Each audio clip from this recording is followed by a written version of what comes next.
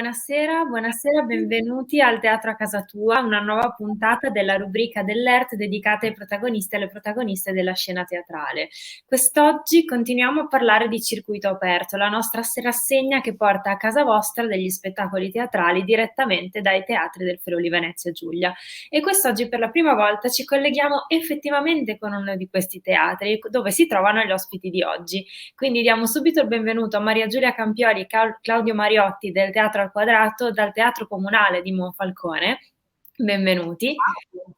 E diamo il benvenuto anche a Silvia Colle e Lucia Vinzi, responsabili e curatrici di Piccoli Palchi, la rassegna del circuito ERT per bambini, bambine e famiglie. Benvenuti a tutti e quindi grazie per essere qui con noi questa sera. Benvenuti e grazie. Grazie. Maria Giulia e Claudio, appunto, è la prima volta, lo dicevo poco fa, che il Teatro a casa tua ha alcuni di noi effettivamente a casa propria e qualcun altro finalmente a teatro, che del resto, insomma, per chi fa il vostro mestiere è un po' casa.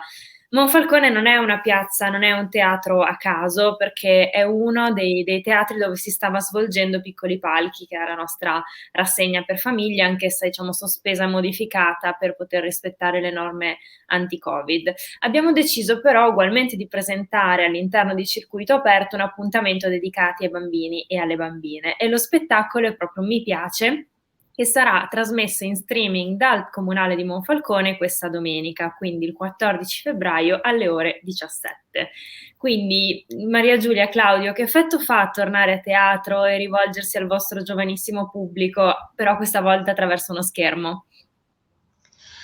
Allora, rientrare in teatro è una cosa davvero che commuove per noi, perché abbiamo lavorato quest'estate, ma ovviamente quasi sempre all'aperto, e poi di nuovo ci siamo fermati subito dopo il nostro festival che organizziamo tra l'Allero, e abbiamo dovuto di nuovo fermarci, quindi riessere qui è stato veramente una cosa che respirare gli odori del teatro è meraviglioso. E l'idea di fare uno spettacolo senza avere di fronte il nostro pubblico sicuramente un po' è strano, soprattutto per noi che lavoriamo con i bambini, abbiamo sempre delle sale in cui abbiamo tanto ritorno da parte del pubblico, gente che parla, che ci risponde quando noi facciamo diciamo delle cose in scena, loro ci segnano, no, è là, guarda, e tutte queste cose ovviamente non ci sono e quindi ci mancheranno molto. Però in questo momento è così e quindi bisogna trovare dei nuovi canali davvero per mantenere la relazione, che per noi è la cosa più importante. Quindi quando in Teatro Scuola ci ha proposto questa attività siamo stati molto felici, devo dire la verità. Comunque è bello, un teatro grande. Sì, è stupendo. Ci siamo messi nel guardaroba noi per stare un po' a basso profilo, però... Trovare un ambiente un po' più a misura. Beh, sono tutti gli ambienti del teatro che un po' ci mancano. Tra l'altro il Teatro di Monfalcone è esattamente quello che ci accompagna in questa nostra avventura del teatro a casa tua, perché quello che vedete sullo sfondo è proprio Monfalcone, quindi è una bella suggestione. E Silvia, appunto, sei stata chiamata in causa in quanto appunto responsabile del teatro e scuola per aver fortemente voluto inserire uno spettacolo di teatro ragazzi all'interno di Circuito Aperto. Io farei un passo indietro e allargherei lo sguardo, appunto, Piccoli Palchi è parte integrante della programmazione dell'ERT. Come nasce questa rassegna? Insomma, a chi si rivolge? Perché è così speciale?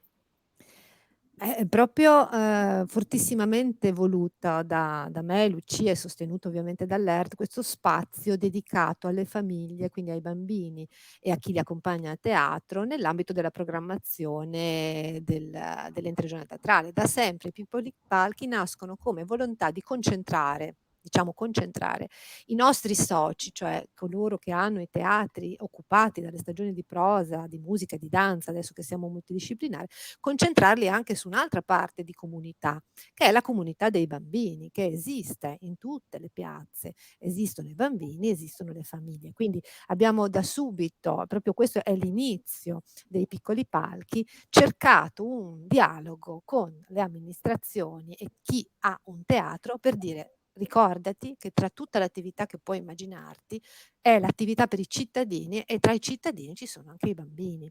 Quindi nasce proprio come idea di creare uno spazio di concentrazione, di programmazione adulta e anche uno spazio per le compagnie, in particolare le compagnie regionali, che potessero avere nei teatri del circuito un palco a loro disposizione per incontrare le comunità. Quindi mentre il teatro scuola nasce come relazione anche educativa con l'infanzia, come circuito noi siamo un ente di formazione e quindi di formazione del pubblico, la scuola per noi è il primo referente, Piccoli Palchi nasce come dialogo verso la comunità che deve essere sempre compresa totalmente in tutte le sue componenti, che vanno dai bambini di 0 anni, perché Piccoli Palchi parte dai bambini dei nidi, per arrivare al tout public di alcune esperienze che sono targate Piccoli Palchi, ma di fatto propongono delle esperienze tout public, per tutti, proprio per tutti, con questa idea di teatro aperto alla comunità in cui si trova. E appunto alla comunità e soprattutto quando si pensa poi ai più giovani, tra i cittadini, appunto ai bambini, alle bambine, ai ragazzi, è importante, appunto lo accennavi tra gli obiettivi, cioè lavorare sulla costruzione del pubblico, del presente e del futuro. Una mission che è andata forse a complicarsi in questo periodo con i teatri chiusi e anche con la didattica a distanza nelle scuole, insomma, sicuramente in quest'anno è stato tutto molto complesso. Quindi, Lucia, volevo chiedere a te, appunto, come teatro e scuola non vi siete fatte scoraggiare, avete continuato a proporre delle attività e vi siete anche un po' reinventate, penso, su alcuni aspetti. Potete raccontarci appunto come teatro e scuola che cosa avete organizzato e che cosa state curando in questo periodo? Ma dici bene quando dici che ci siamo reinventate, però di fatto abbiamo continuato a fare quello che facevamo anche prima, nel senso che tu dicevi che i bambini, cioè Silvia anche diceva che i bambini e le famiglie devono essere comprese nelle politiche, diciamo, culturali dei territori, e questo continua ad esserci anche adesso. I bisogni di teatro dei bambini, di teatro, di arte, di musica, di danza, comunque bisogni culturali dei bambini ci sono, c'erano prima, ci sono anche adesso e partono dagli 0 anni. Ovviamente i bambini da soli a teatro non ci vanno con gli adulti, che siano genitori, nonni, che siano maestri, e gli adulti hanno un ruolo fondamentale. E cioè io e Silvia abbiamo, dopo il primo attimo così di sgomento, il tentativo progressivo di riprogrammare cose che avevamo già in programma, e ci siamo resi conto che non era più possibile fare questo, che qualcosa era completamente cambiato. Quindi prima dei decreti abbiamo deciso di sospendere tutto. Però abbiamo riflettuto molto e ci siamo ritrovate sul fatto che se i luoghi erano chiusi, cioè se il luogo teatro era chiuso, il teatro non era chiuso, doveva continuare a fare la sua funzione, e la stessa cosa il teatro e scuola, naturalmente.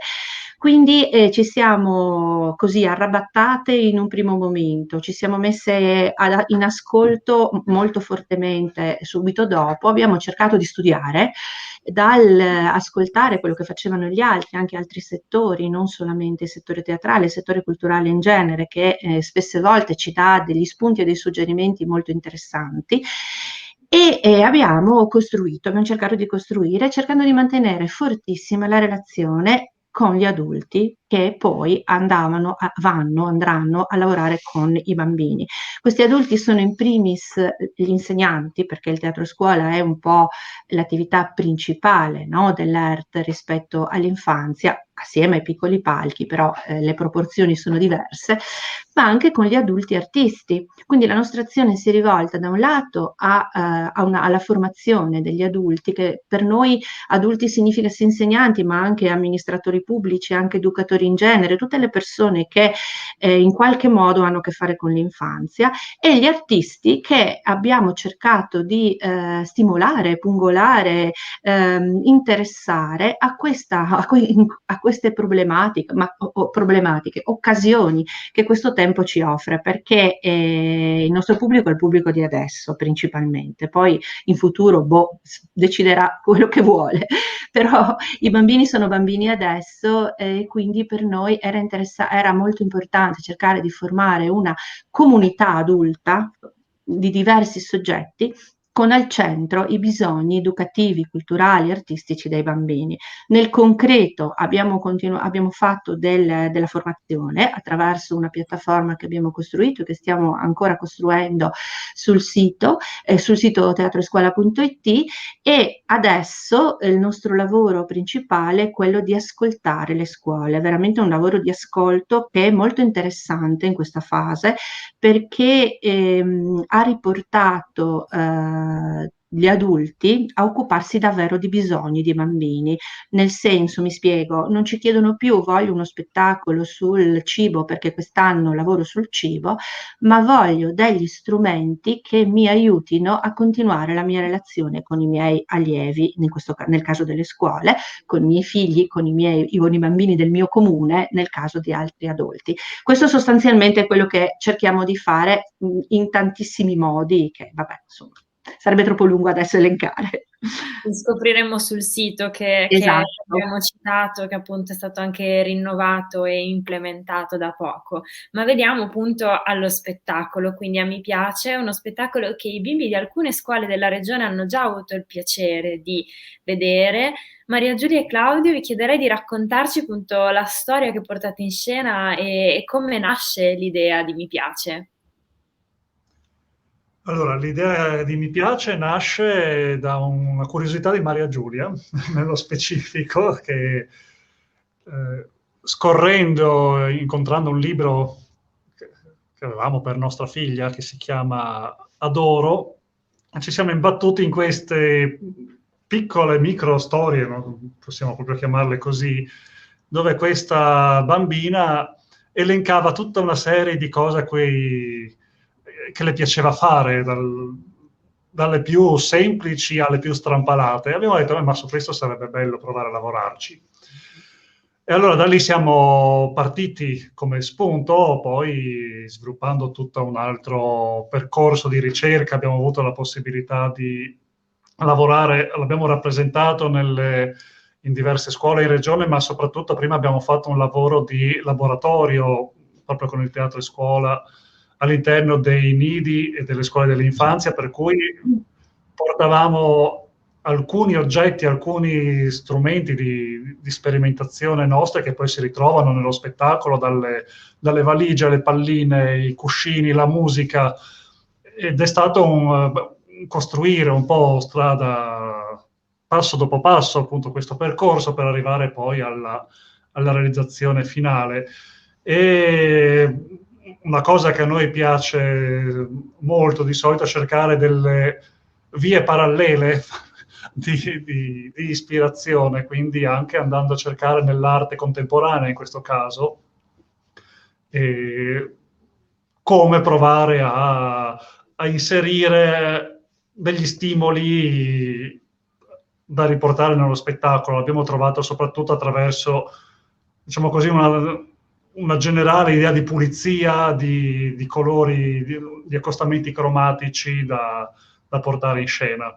Ci siamo avvicinati un po', abbiamo trovato, ecco, in Mondrian, possiamo dire, abbiamo trovato un po' una fonte di ispirazione per quella che poteva essere la costruzione scenografica lo spazio in cui andiamo a mettere in scena lo spettacolo. Poi di per sé la storia è abbastanza semplice, abbastanza lineare. Sì, alla fine è la nascita di qualcosa che spunta, germoglia e cambia il mondo in cui vivi.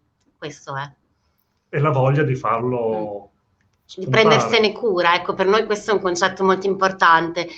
Quando Silvia e Lucia parlavano prima dei bisogni dei bambini, noi facciamo teatro per ragazzi, per bambini e per adolescenti, proprio con questa cosa che sentiamo molto nell'anima di prendersi cura di qualcosa che sta crescendo e quindi di dargli lo spazio sia della libertà, della sperimentazione, di trovare la propria strada, però magari nel nostro piccolo fornendogli qualche stimolo appunto di bellezza, di scoperta, di stupore, per crescere davvero con un po' di nutrimento che non sia solo, diciamo così, quello della quotidianità.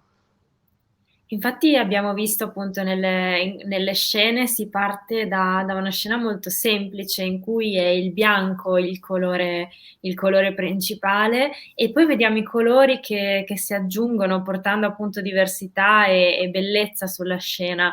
In un certo senso sei tu, quindi Maria Giulia, questa bambina che scopre e si avvicina a ciò che è diverso, a ciò che è colorato. Come ti senti in questi panni? Ma per me è sempre molto divertente e poi noi allora non cerchiamo, io non faccio la bambina, io sono in un certo senso me stessa, e ci piace quando facciamo teatro per i più giovani non fare finta di essere noi più giovani, anche perché poi con il tempo si cresce. Questo spettacolo è nato nel 2016, sono anche un po' invecchiata nel frattempo, però è veramente, ogni volta che rimetto piede su quel tappeto bianco, ogni volta che arriva un colore da fuori, un oggetto, è sempre la magia davvero dello stupore, del oddio che meraviglia che è uscita da questa valigia, no? E lo vivo ogni volta insieme ai bambini che sono con me in quel momento. In questo caso lo vivrò insieme ai bambini che mi vedono da casa, dai loro televisioni, dai loro computer. Però è davvero ogni volta qualcosa di nuovo, ogni volta accade l'imprevisto, ogni volta una cosa che non ti aspetti. E quindi è vivo, il teatro è vivo. La cosa bella del teatro è che accade in quel momento lì, in quello spazio lì, in quella relazione lì fra il pubblico e l'attore, quindi per me questa è una cosa imprescindibile. Sì, su questo credo sia molto importante questo aspetto, cioè il non fare i bambini, ma mettersi in una condizione che da adulti, perché appunto come diceva siamo adulti a tutti gli effetti, non possiamo essere altro, ma mettersi in una condizione che sia riconoscibile dai bambini, e per cui creare quel riconoscimento, quell'empatia, quell'ascolto necessario, anche per essere credibili, perché appunto come dicevamo prima, i bambini sono cittadini, in quanto cittadini non sono, scusate il termine, scemi, cioè hanno le loro competenze, sono intelligenti e quindi capiscono se tu stai facendo lo sciocco oppure se invece stai condividendo con loro qualcosa di reale, di vero, di vivo. Su questo mi piace fare... No, continua pure.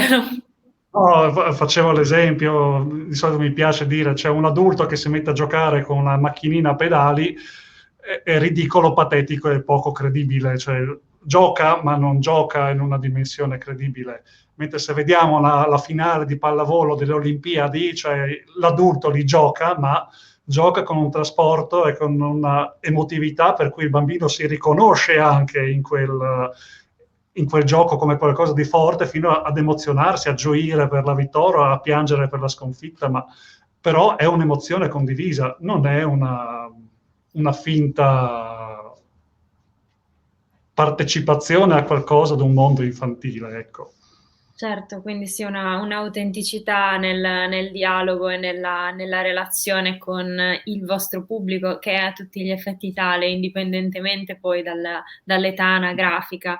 E appunto i bambini e le bambine che hanno già visto lo spettacolo, che tipo di relazione avete fatto esperienza? Che tipo di relazione avete fatto esperienza? È diversa anche in base all'età, perché appunto abbiamo cominciato con i nidi, quindi davvero con dei bambini che non riuscivano neanche a verbalizzare, no? Il massimo che alcuni arrivavano a dire era la palla oppure il pesce, e già era tanto per loro. E poi invece nelle scuole per l'infanzia, oppure ad esempio in qualche domenicale dove c'erano anche dei bambini più grandi, allora invece c'era un'interazione molto più grande ogni volta che usciva un oggetto, perché poi questo spettacolo è quasi tutto senza parole, ce ne sono molte poche, c'è tanta musica, ci sono tanti suoni, una canzone, quindi è ricco di suono, ecco, ma le parole sono poche proprio perché per interagire con questi bambini molto piccoli forse sono meno importanti rispetto ad altri linguaggi. Però c'è sempre stata la cosa magica, a volte quando diciamo che facciamo gli spettacoli per i nidi, ma anche alcuni insegnanti, per fortuna non in regione, devo dire la verità, a volte ci è capitato di sentirmi dire ma cosa vuoi che capiscano dei bambini così piccoli, cosa li portiamo a fare a teatro?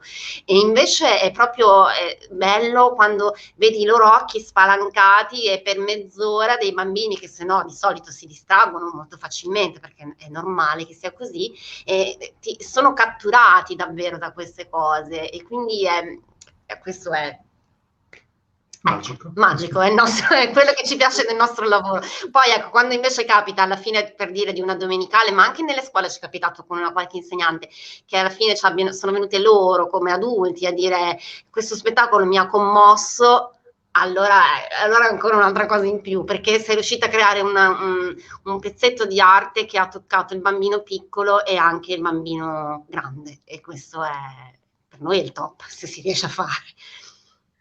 E una precisazione, giusto proprio per un'informazione utile. Secondo voi per che età di bambini e di bambine è indicato la visione dello spettacolo, immaginando appunto proprio quello di domenica, quindi anche con lo streaming, che sicuramente cambia un po' le dinamiche per i bambini piccolissimi, sicuramente? Questa è una grande domanda che ci continuiamo a porre tutti i giorni, perché in effetti per i bambini molto molto piccoli la mediazione di uno schermo, in realtà i bambini di oggi con gli schermi sono molto più abituati di noi. Io in realtà lo consiglierei per la stessa fascia di età per cui lo consigliavamo prima, quindi dai 2 ai 7, ecco, dicendo che poi può piacere. Qualcuno una volta, un insegnante proprio di un nido di Monfalcone, una volta ci ha detto questo spettacolo secondo me dovrebbe essere fatto vedere agli adolescenti. E anche a noi ci abbiamo pensato e abbiamo detto ma forse sì, quindi in realtà è uno spettacolo un po' come diceva Silvia prima, che può anche essere in un certo qual modo tout public. È chiaro che non lo so, io ancora me lo chiedo come reagisce un bambino così piccolo di fronte a uno spettacolo di teatro sullo schermo. Forse per lui non è così facile capire che è teatro e che non è un film, che non è un cartone animato, però credo che possa essere comunque un'esperienza nel momento in cui viene preparata prima magari con il genitore, in cui si aspetta l'evento del teatro. Allora secondo me ci può essere comunque invece qualcosa di molto vivo, nonostante la mediazione dello strumento tecnologico. E infatti è proprio su questo poi che vorrei concludere questa nostra chiacchierata, quindi rivolgendoci un po' ai genitori, agli zii, ai nonni, ai cugini che ci stanno ascoltando e che vorrebbero seguire lo spettacolo con i bimbi. Che consigli possiamo dare loro per immergersi nell'atmosfera del teatro anche a casa? E qui chiederei uno spunto a tutti e a tutte. Questa è la domanda, non soltanto del teatro in streaming per bambini, ma è la domanda del teatro per i bambini e ragazzi. Noi crediamo molto che è il contesto che fa l'esperienza, e nel contesto c'è anche lo spettacolo, ma in realtà andare a teatro, per quello che ci manca così tanto, è fatto di tanti pezzettini, no? Di prepararsi, decidere di andare, uscire, entrare nel foyer, sederti sulla sedia, scricchiolare, guardare le tende. Ora, gli adulti lo fanno in maniera inconsapevole, ormai entrano, escono dall'ufficio, si siedono sulla poltrona in platea e gli sembra che tutto cominci lì. In realtà anche loro hanno metabolizzato il viaggio. Nei bambini questo è impensabile, cioè non viaggiare verso qualcosa e non uscire da qualcosa è impossibile, perché ovviamente sono molto più attenti al presente rispetto agli adulti.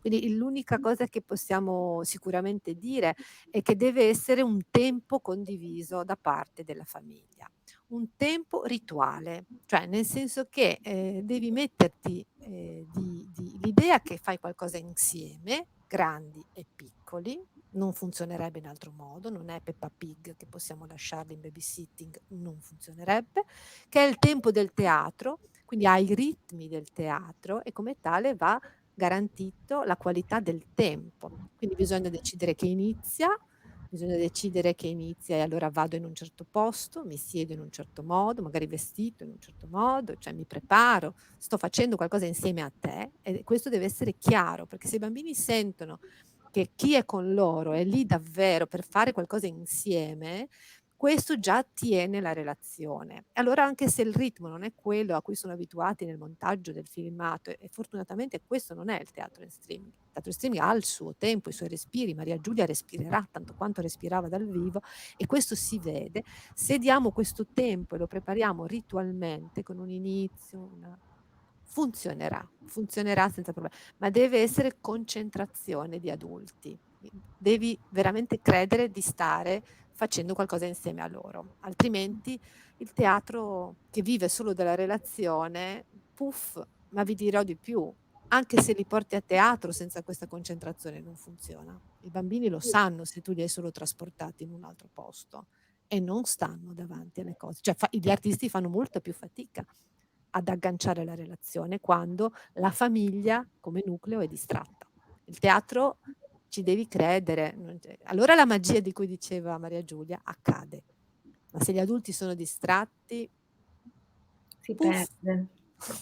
Lucia, tu vuoi aggiungere anche un Ma tuo io consiglio? rinforzo questa cosa che dice Silvia, no? Cioè la ritualità che abbiamo perso va ritrovata, perché il rito è fondamentale, no? Perché accoglie, perché consola, perché rigenera.